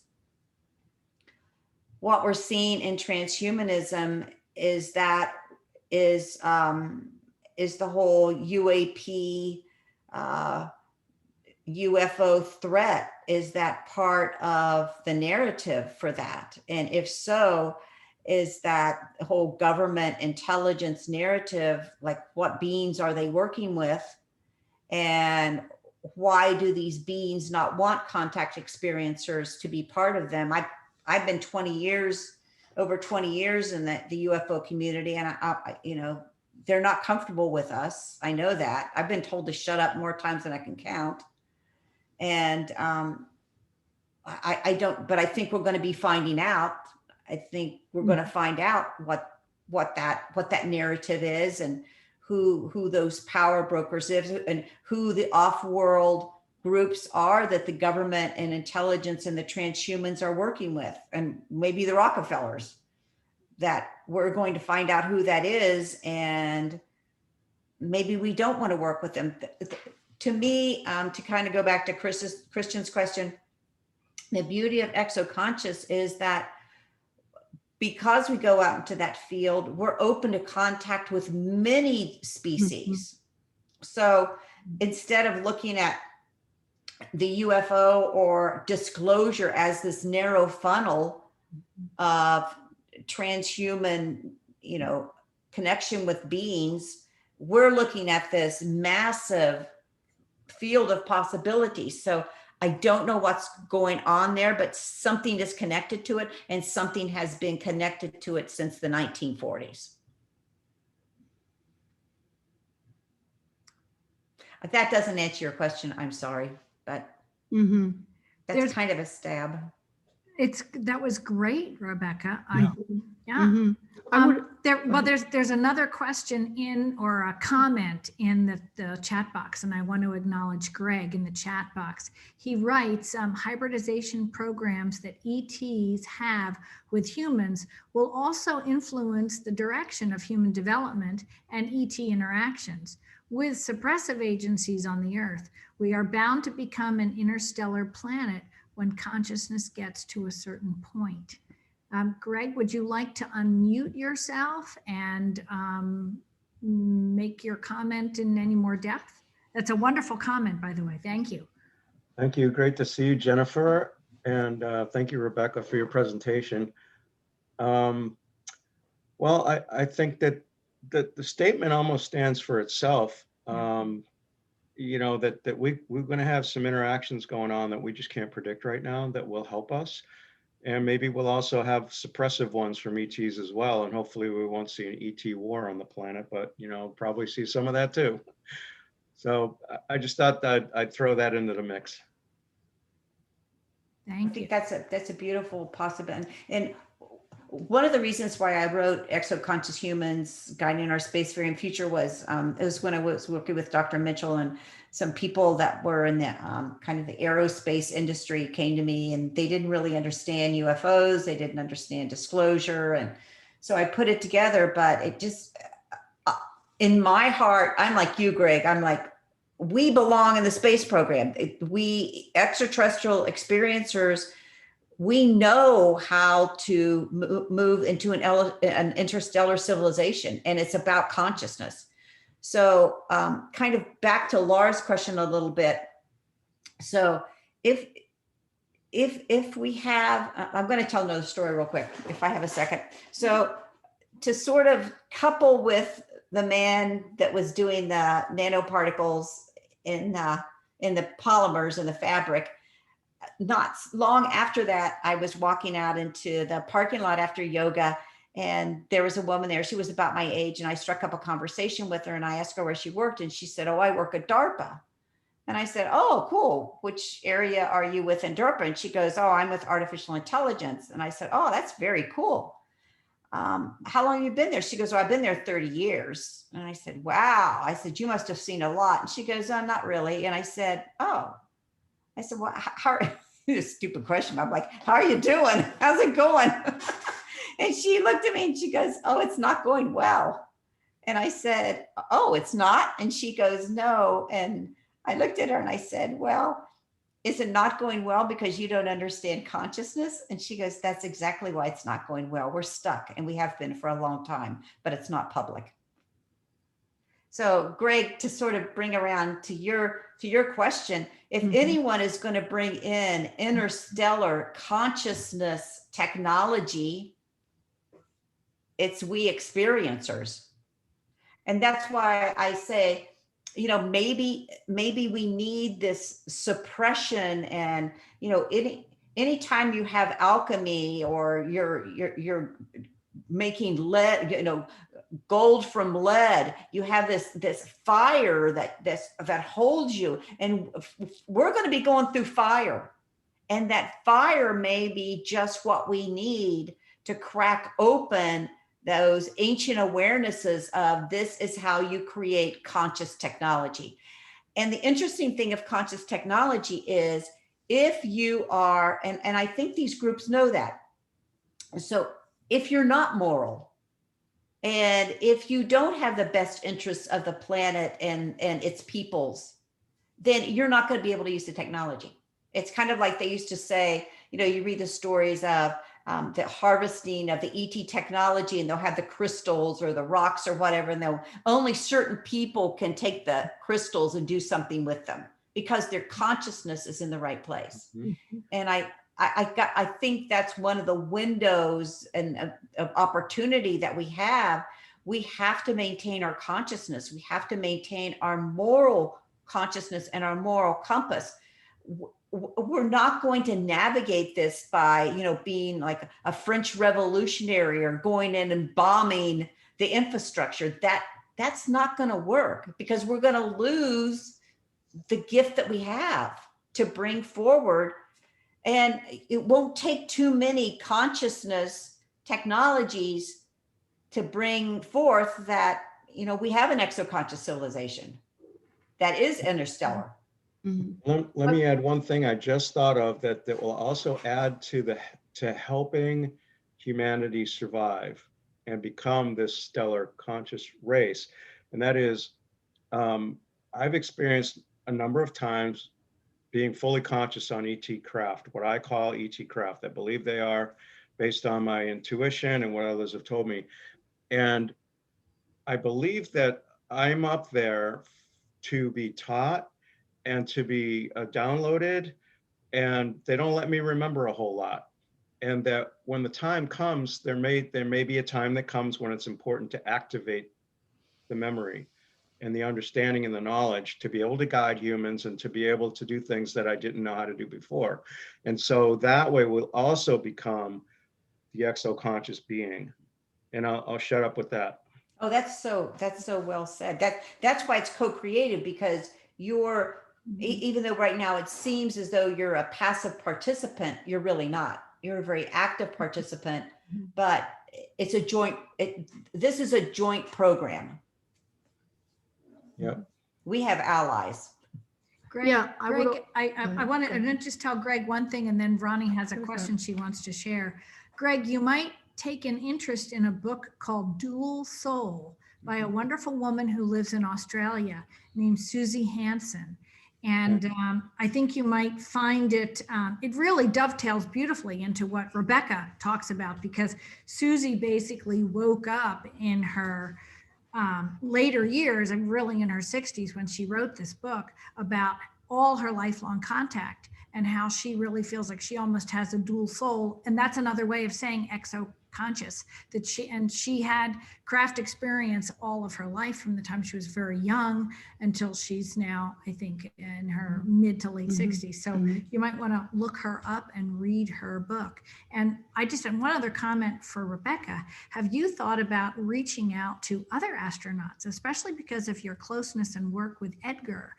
I wonder if reaching out to, I mean, because there's lots of people now who have been astronauts. And I think when you're up there, many astronauts, most astronauts I know of, they have That overview. Well, they have an overview of the Earth, which is really an incredibly profound shift in their thinking. But many of them also have visitations. They have, you know, psychic experiences while they're up there that they can't quite, you know, define. And of course, family dynamics go on. Life and death and birth takes place on the planet while they're up there. And many times they know and they sense things. So they're already expanded. And they might be a respectable group, right? So I just had that idea and I wanted to share it. And That's Ronnie great. had Thank you. something she wants to share. There's no other questions in the chat Well, box. I was just, I was stimulated by, you know, what you were saying and what Greg was saying, both in terms of the ethics. There seems to me in my forays with Tibetan Rinpoches and Buddhists and, you know, the Bodhisattvas, there are levels of enlightened beings who have attained high states. and who stay in the earth realm in order to help us, in order to help those who are trying to help themselves and pull us out, because we're all connected. You know, we're part of the great all that is. So when you get to a certain point in your consciousness, you realize the importance of ethics, because everything ripples out and everything that you do affects everyone else. And there's even a practice, the Amintaka practice, that they talk about, the wheel of sharp weapons, that was written centuries ago. And it's basically the consequences of our thoughts, actions, and, you know, so this is ancient knowledge that has been carried forward. And whether it's inner space or outer space, I think it holds. And also Ingo Swann wrote about the biosphere mind and Secrets of Power 1 and 2. And I think that those are probably great instruction manuals for any of us to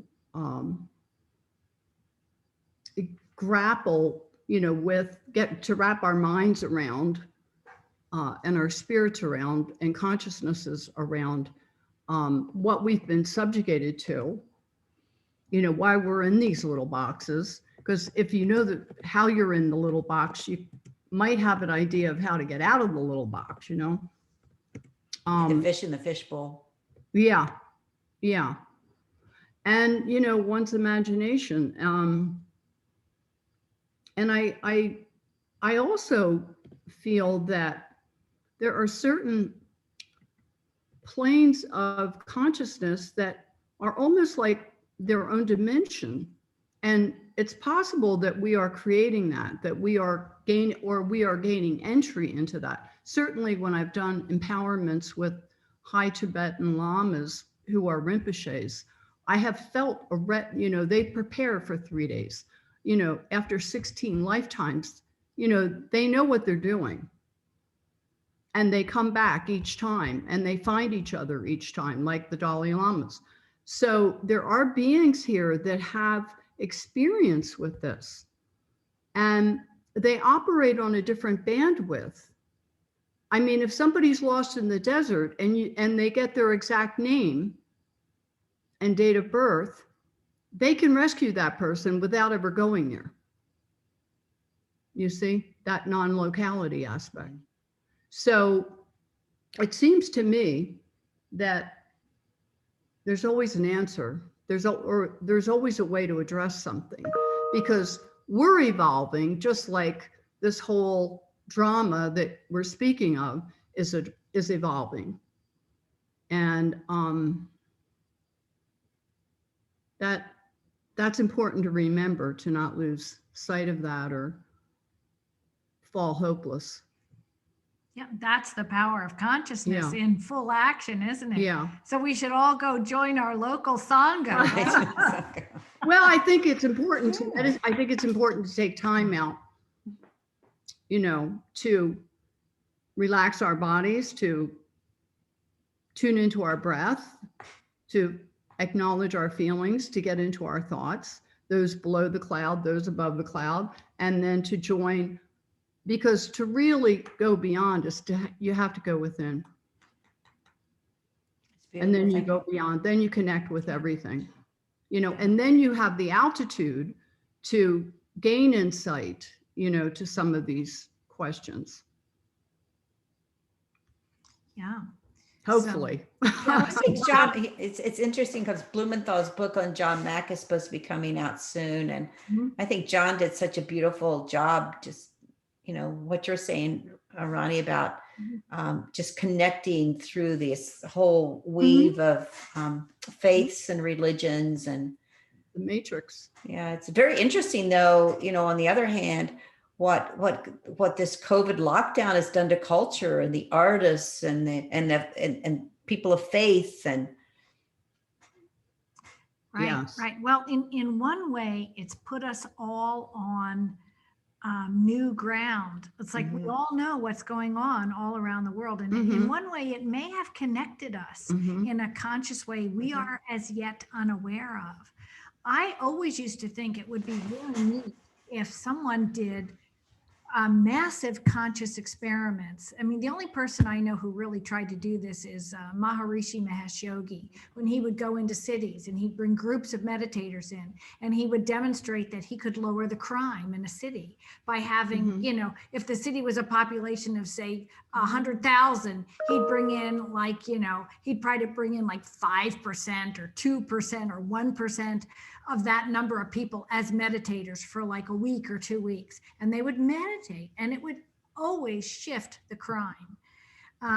Yeah, in Jewish tradition, there's a belief that if you have 10 people Sure. in it, you're going to have a more powerful energy that you can Mhm. send out. And Mhm. I know many like yoga classes, you know, at the end of class, we do prayers for the blessings of the world and try to send it out there. So Mhm. Yeah. maybe we need to do some more Yeah. massive experiments like Oh, that. and rainbow meditations. I mean, absolutely. You know, there's a meditation that was given to me by an Arcturian to imagine a portal opening from the sun that is sending a beam to your third eye. And that beam is ancient knowledge. And your third eye then is a pyramid.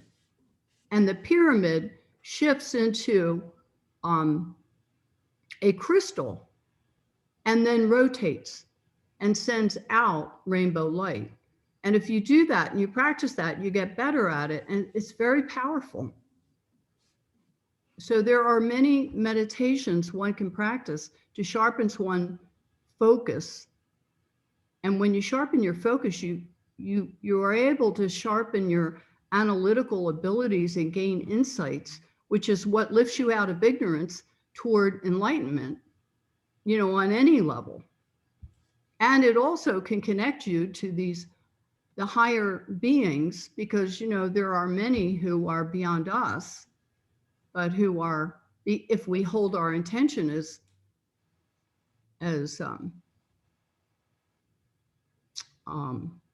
ethical, we become trustworthy to them. Yeah, I always say in my life, when I'm faced with a predicament, I try to compose the right question.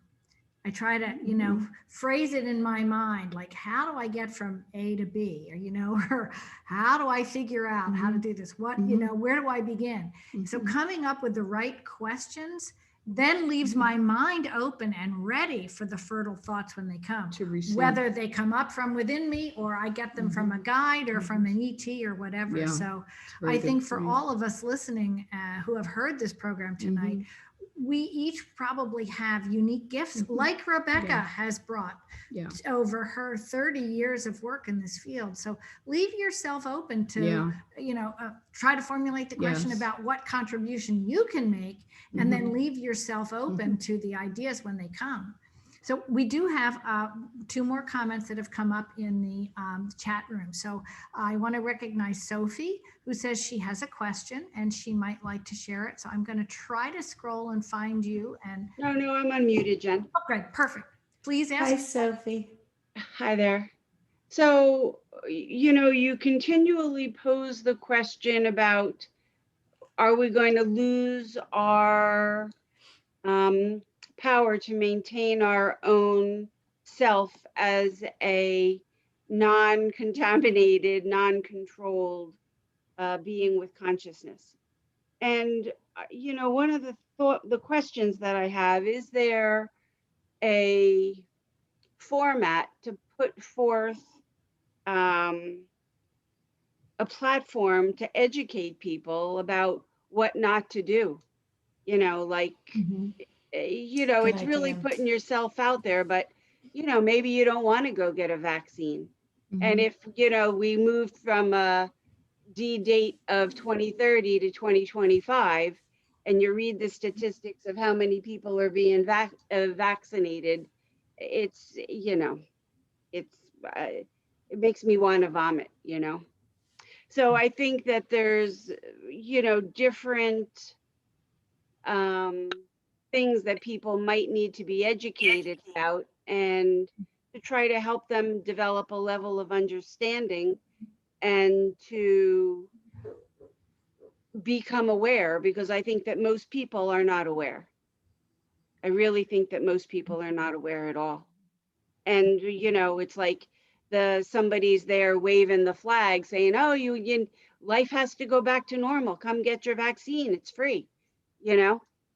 So that's one question. And then my second question is, in terms of, again, creating another platform to help people develop their, you know, like for people that are just beginning the opening of thinking that maybe they have some psychic abilities, and you know, to create platforms, you know, you talk about education, and I think when people understand the importance of their gifts and abilities that they may not be tapping into, and the importance of their developing those skills, then to maintain themselves as a healthy, free, natural human might have a different, higher level of importance. So those were two of the first of the 30 things I had to talk to you about.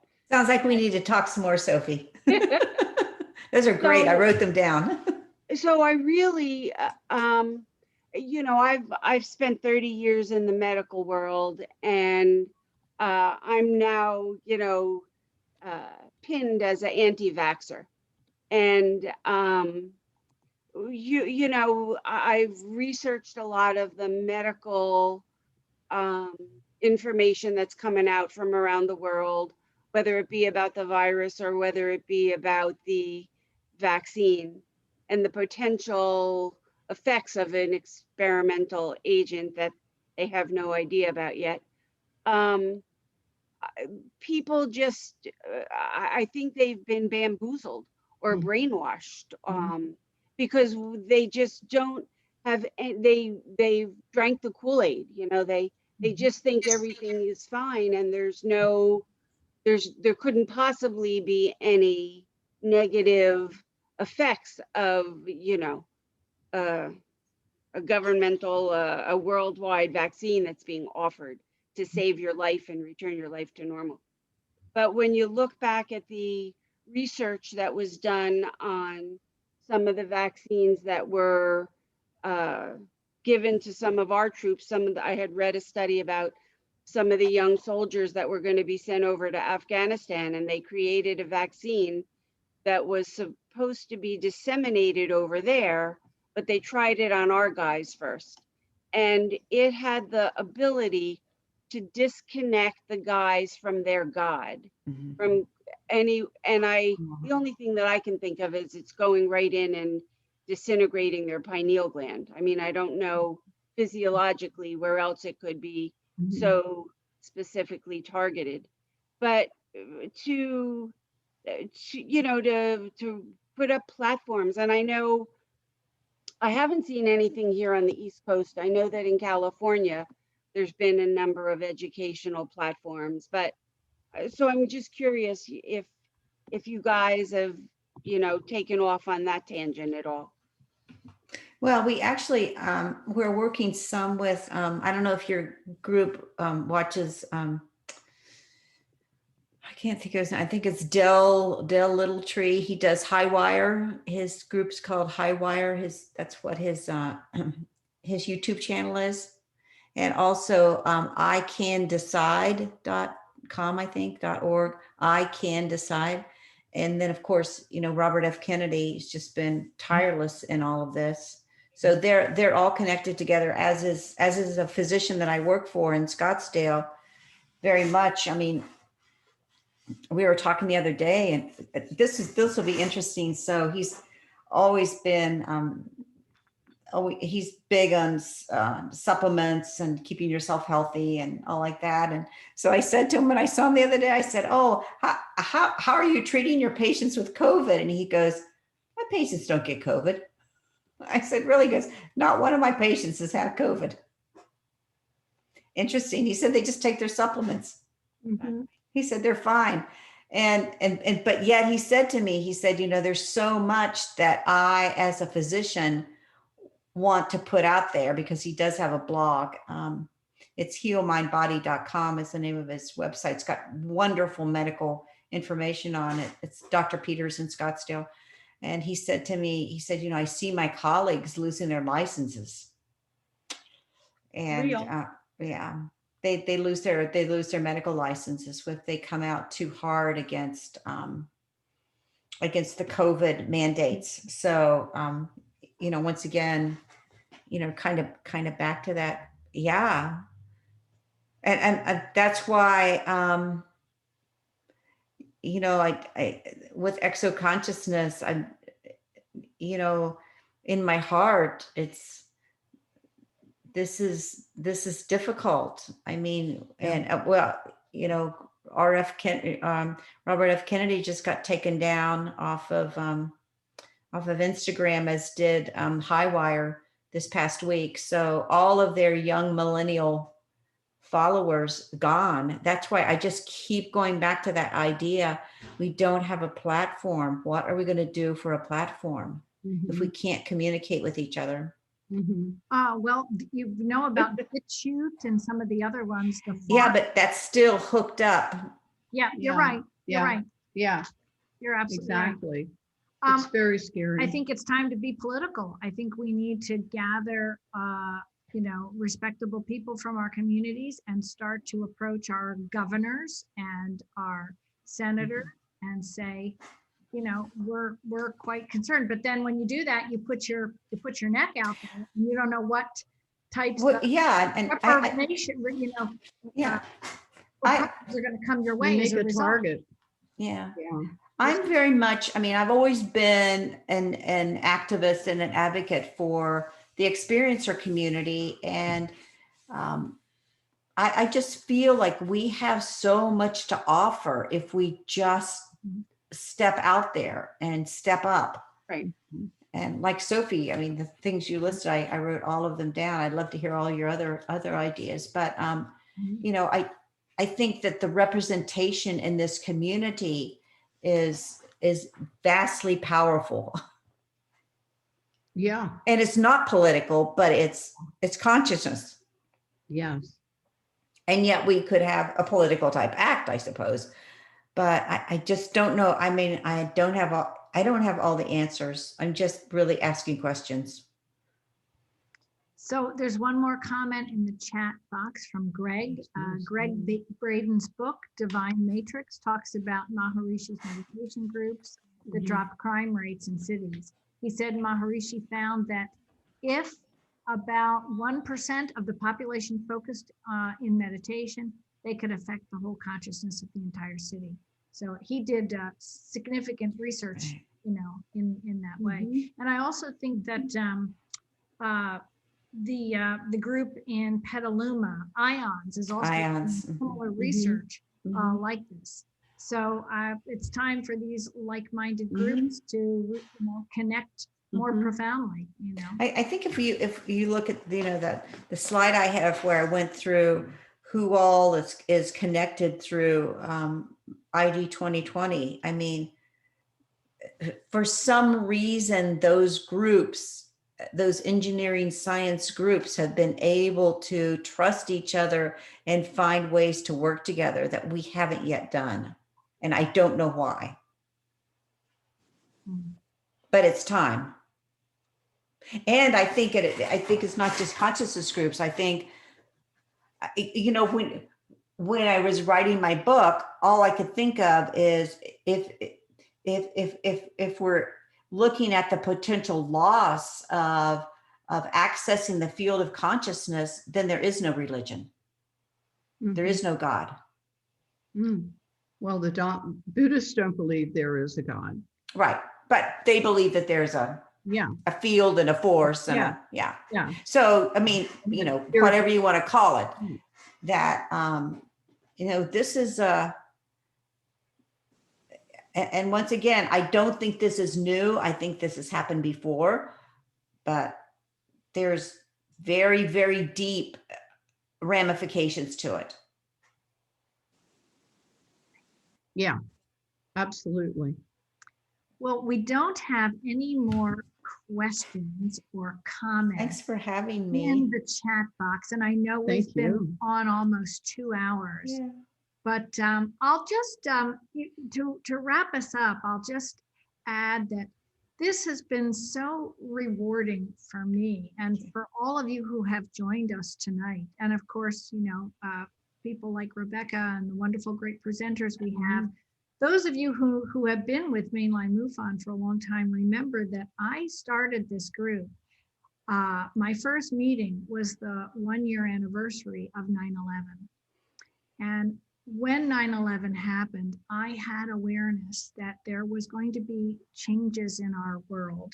And I felt that I needed to connect with people in my own backyard who, you know, at the local library where it was non-scary, and I wasn't necessarily going to talk about 9/11 or conspiracy theories, but I was going to help people begin to think outside the box.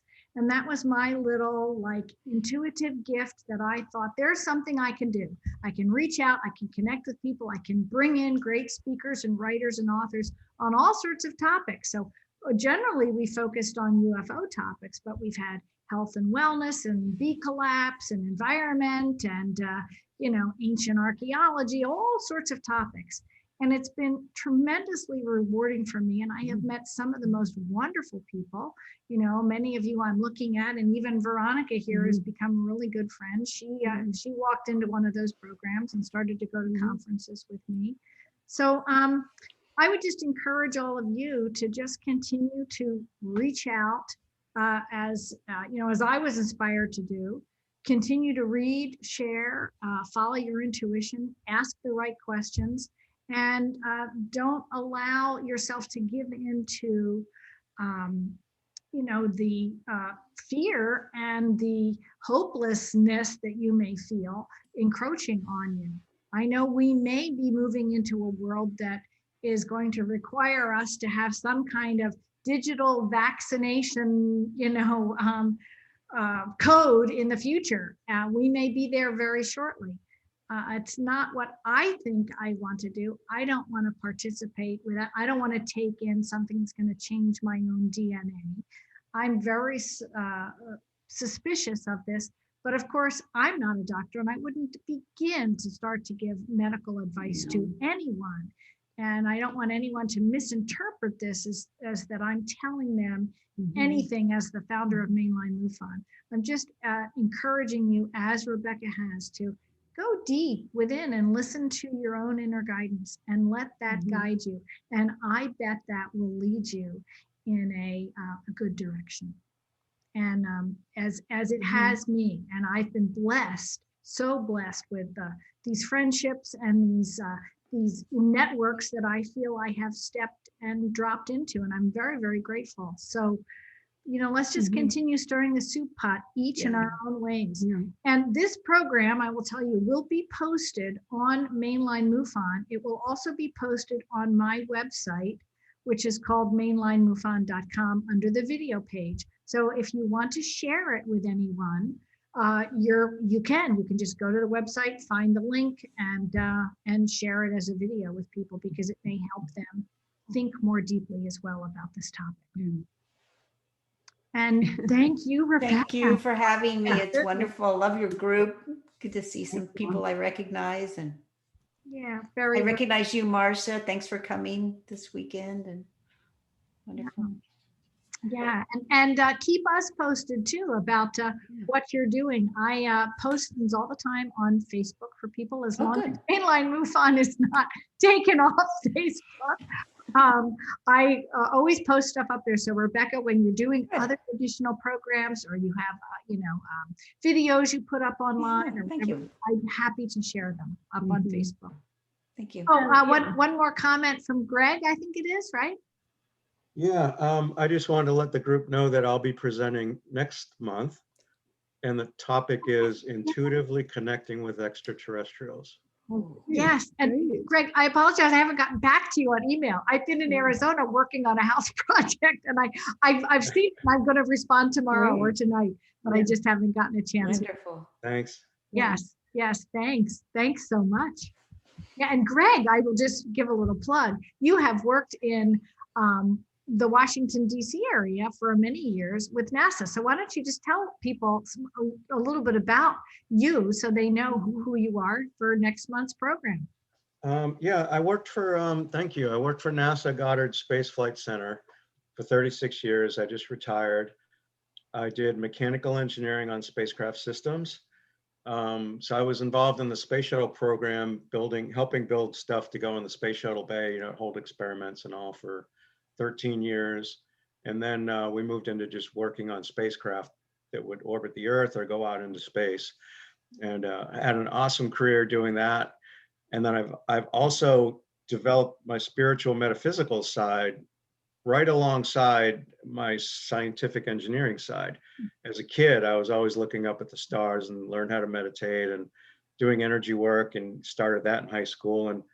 And I've been involved in Native American traditions since the mid 80s. And so my metaphysical work and spiritual work has always developed right alongside with the engineering. And apparently I have some, you know, big connections with the ETs, and I've developed that, and I've worked with it so that I can help people with it. And so that's a little synopsis of who I am. That's wonderful. That's wonderful. Thank you so much, Greg. I really look forward to next month, and we'll chat more, you know, privately and about next month's presentation. Great, So thanks. thanks everyone. Be safe. Keep your spirits high. Blessings to Take your you. supplement. Thank you, Jen. Yeah, take your zinc and your glycerin. Right. Vitamin C. Vitamin C. Do the whole bit. D3. It's really important. Yeah. And you may want to visit Frontier Doctors. You know, they've got a lot of good, you know, holistic information out there about how to keep yourself healthy during COVID. Yeah. Okay. We'll Thank say you. goodnight. Thank you so much, Rebecca. Thank you. More than well. Thank you. Bye. Bye-bye. Okay. Thank you so much. You're so Thank you. welcome. You're Thank really you. welcome, Chris. Good to see you. Good to see you. Good Bye. to see you too. See you next month. Bye-bye. Okay. Bye. Okay. Stop recording.